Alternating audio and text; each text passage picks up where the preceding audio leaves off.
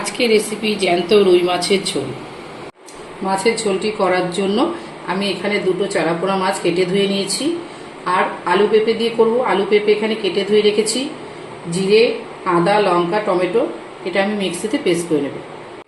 এবার আমি মাছের নুন হলুদ মেখে নিচ্ছি।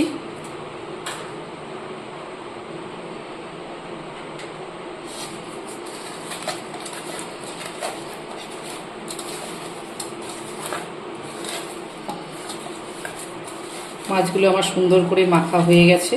কড়াইতে আমি তেল দিয়ে দিয়েছি। তেল গরম হয়ে গেছে। এবার একটা একটা করে মাছগুলো ছেড়ে দেব।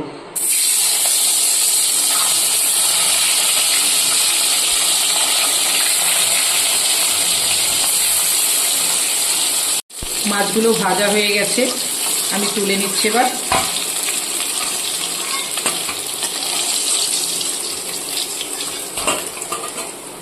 এবার আমি মাছ ভাজার তেলেই দিয়ে দিচ্ছি তেজপাতা আর সাদা জিরে। দিয়ে আমি আলু পেঁপেগুলো দিয়ে দিচ্ছি।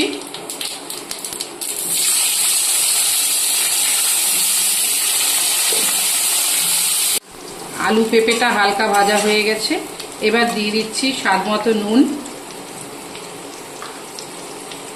হলুদ, বেটে রাখা মশলাটা,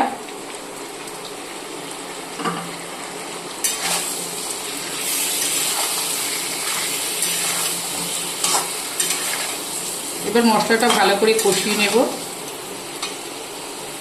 বাটিটা ধুয়ে আমি সামান্য জল দিয়ে দিচ্ছি। এবার আমি 5 মিনিটের জন্য ঢেকে দিচ্ছি।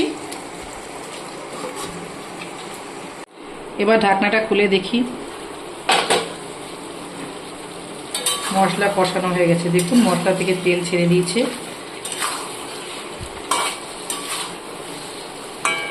আর একটু কষিয়ে নিচ্ছি। মশলা ভালো করে কষানো হয়ে গেছে। এবার দিয়ে দিচ্ছি জল।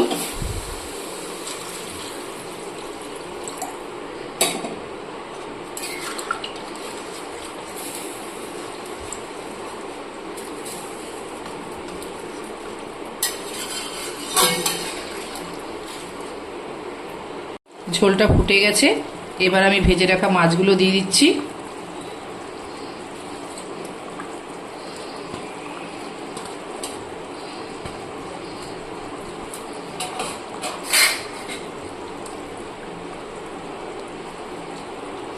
আমার মাছের ঝোল হয়ে গেছে। এবার আমি ধনেপাতা কুচি দিয়ে নামিয়ে নেব।